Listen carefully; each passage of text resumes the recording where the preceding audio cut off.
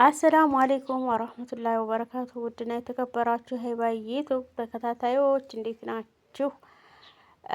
እንዴት ናችሁ? ደህና ናችሁ? ዛሬ ቁርሳችንን በእንደዚህ መልኩ በልተናል ማለት ነው፣ ጠጥተናል።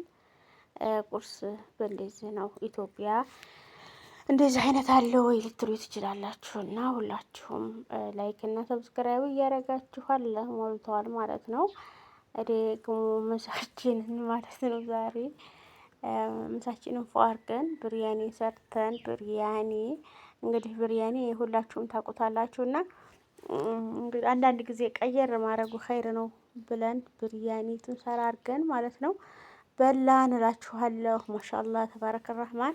ያው ስሰራው እንኳ ብዙም የሚቀርጽልኝ ስላጣሁኝ እንትን አላልኩትም፣ ግን እስኪ አውቄበታለሁ ወይስ አላወቅኩበትም?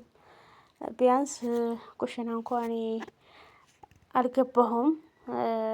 ያው ድሮ ገባ ነበር፣ አሁን ግን ያው አልገባም። ስሰራ የከረምኩበት ማለት ነው፣ የኖርኩበት። ግን ብርያኔ ምናምን እንዴት እችላለሁ ማለት ነው። ለማንኛውም ያው የሚያምር ብርያኔ ሰርቼ በልተናል ማለት ነው።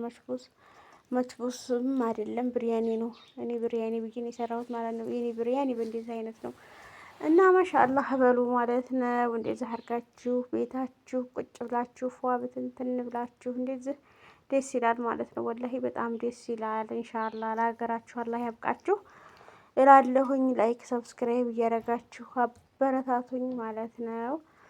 እና ያው እንግዲህ እንደምታዩት አድርጌ ፏሻሻ ብለን ያው ዋልንበት ማለት ነው። በጣም ደስ ይላል፣ ያምራል። ሩፋይዲያም ተኝታለች እያለቻችሁ ነው። ሩፋይዲያም ተኝታ አሁን ተነሳሁ እያለች ነው። እና ያው እንግዲህ ሁላችሁም ላይክ እና ሰብስክራይባችሁ ከይረሳን፣ በአዳዲስ ነገሮች ደግሞ ብቅ እንላለን ማለት ነው።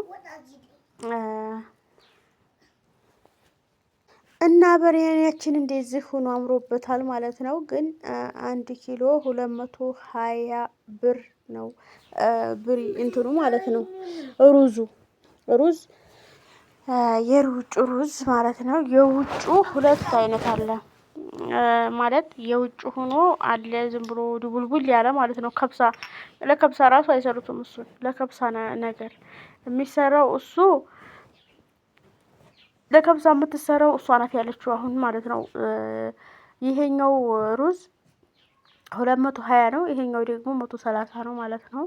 140 የሚላሉ 130 የሚላሉ ደግሞ እንቁላል ደግሞ 15 ብር ገብቷል እንቁላል ማለት ነው። እና ብቻ ያው የኑሮ ሁኔታ ኦቨር ነው፣ ግን ምንም ማድረግ አይቻልም ማለት ነው። እና ውዶች ያው እንግዲህ ደገምክም አረኩት ማለት ነው። ቪዲዮውን ደገምክም ያረኩት የኑሮውን አንጻር ልነግራችሁ ፈልጌ ነው እንጂ ልደጋግምላችሁ ብዬ አይደለም። ግን የኑሮ ሁኔታን ስናስበው ያው እንግዲህ አንዲት እንቁላል 15 ብር ተገዝታ ብቻ ይከብዳል።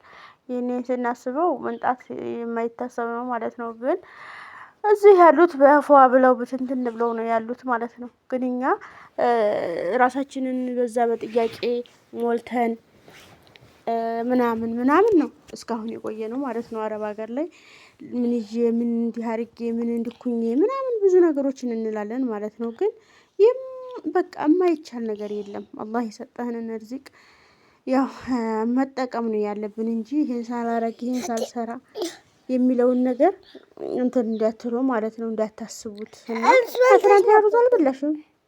ዛሬ በልታችኋል እናንተ? ዛሬ በልታችኋል እናንተ? ዛሬ አልተበላም። ዛሬ ታክንተን እዚህ የበላነው እንጀራ አታይም። እና ውዶቼ ይሄውላችሁ እንግዲህ ሩዝ የዚህ አይነት ሩዝ 220 ብር ነው ማለት ነው። ደግሞ አለ ሌላ ማለት ነው። ሌላ ወርፋም ነው፣ ግን የውጩ ነው። ወርፋሙ ደግሞ 130 ነው ማለት ነው። ወርፋሙ ሩዝ ማለት ነው። ግን በጣም ነው የሚገርመው። ይሄ ሩዙ ቆንጆ ነው። ያው እኔ ትንሽ እንትን ሳልዘፈዝፈው አድርጌው ብዙም አያምርም፣ ወፈር ብሏል ማለት ነው። ግን ብቻ ኑሮ እንዳረጉት ነው።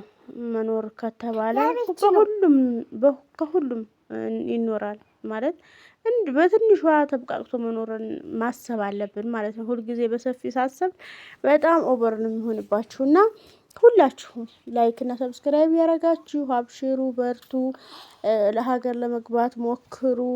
ሀገራችሁን ምን ይዤ የሚለውን ነገር ፊት ስትሄዱና እጃችሁን ቆጠብ አድርጋችሁ ካልያዛችሁት ምን ይዤ ማለት መቼም አይቀርም ማለት ነው። እጃችሁን ግን ሰተር አድርጋችሁ ትንሽ ጨበጥ ማድረግ አለባችሁ ማለት ነው። ካልጨበጣችሁ ብትን ብትን ካረጋችኋት ያው ተያይዘው ገደል የሚባለው ነገር አለ አይደለ? መሬት የለ በመሬት ይተዳደራል አይባል ምናምን ምናምን ብዙ ነገሮች አሉ ወላሂ።